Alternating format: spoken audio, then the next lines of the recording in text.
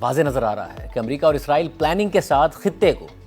جنگ کی طرف دھکیل رہے ہیں اور چاہتے ہیں کہ عرب ممالک ایران پر جوابی حملے کریں اور کسی بھی طرح جنگ میں شامل ہو جائیں۔ اب تک اس معاملے میں ناکامی کے بعد اب امریکہ اور اسرائیل نے ایران میں ان مقامات پر حملے شروع کر دیے ہیں جس کا ایران نے جواب بھی دیا ہے اور یہ خطرہ بڑھا دیا ہے کہ عرب ممالک براہ راست اس جنگ میں شامل ہو جائیں گے۔ امریکہ نے ایران کے پانی پر حملہ کر دیا ہے اور ایران نے جواب میں بحرین کے پانی کے پلانٹ پر حملہ کر دیا ہے۔ پہلے آپ کو بتا دیں کہ یہ کیوں اہم ہے۔ عرب ممالک اور ایران کو قدرت نے تیل اور گیس کی دولت سے مالا مال کیا ہے، مگر ان کے پاس پانی نہیں ہے۔ سعودی عرب کے پاس پوری دنیا کے 17% پروون آئل ریزروز ہیں، مگر اپنی ضروریات پوری کرنے کے لیے پانی نہیں ہے۔ قطر، کویت، بحرین، متحدہ عرب امارات اور خود ایران کا بھی یہی حال ہے، اور پانی کی ضرورت پورا کرنے کے لیے ان عرب ممالک نے سمندر کے پانی کو صاف کر کے پینے اور استعمال کے قابل بنانے کے لیے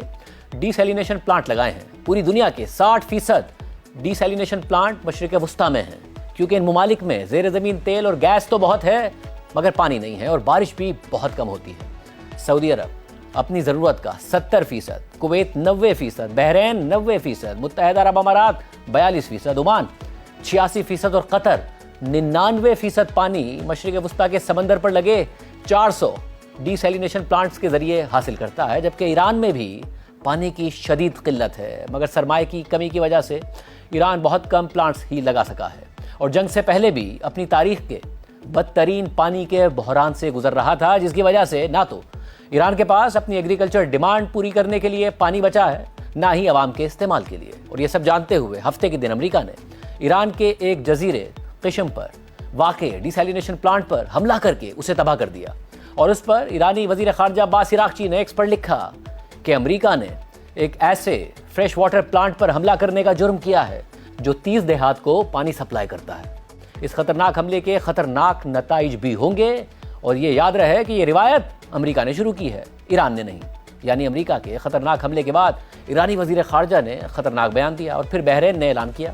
کہ ایک ایرانی ڈرون نے بحرین کے ڈی سیلینیشن پلانٹس کو نقصان پہنچایا ہے، جس سے یہ خطرہ بڑھ گیا ہے کہ اسٹریٹ آف ہرمز سے تیل اور گیس کی بندش کی لڑائی کہیں پانی کی لڑائی میں تو نہیں بدل جائے گی، جو معاشی نقصان کے ساتھ ساتھ لاکھوں عوام کی جانوں کو خطرے میں ڈال دے گی۔ 1990-91 کی گلف وار میں عراقی فوج نے جان بوجھ کر کویت کے ڈی سیلینیشن پلانٹس کو تباہ کر دیا تھا، اور کویت کو اس بحران سے نکلنے میں لمبا عرصہ لگ گیا تھا۔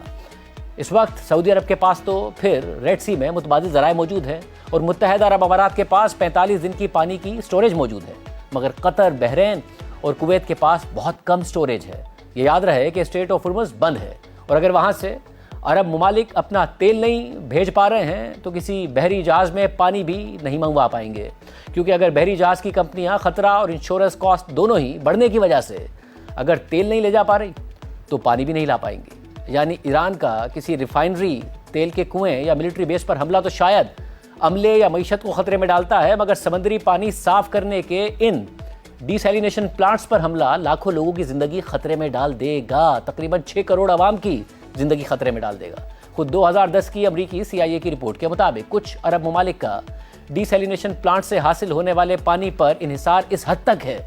کہ اگر اس پانی کی سپلائی متاثر ہو گئی تو انتہائی خطرناک نتائج ہوں گے۔ اور یہ بات جاننے کے باوجود کہ ایران کو اچھی طرح پتا ہے کہ عرب ممالک کے ڈی سیلینیشن پلانٹس کہاں کہاں ہیں اور انہیں آسانی سے ٹارگٹ کیا جا سکتا ہے، امریکہ نے ایران کے ایک جزیرے قشم کے ڈی سیلینیشن پلانٹ پر حملہ کر کے اسے اکسایا ہے۔ تو امریکہ امن چاہتا ہے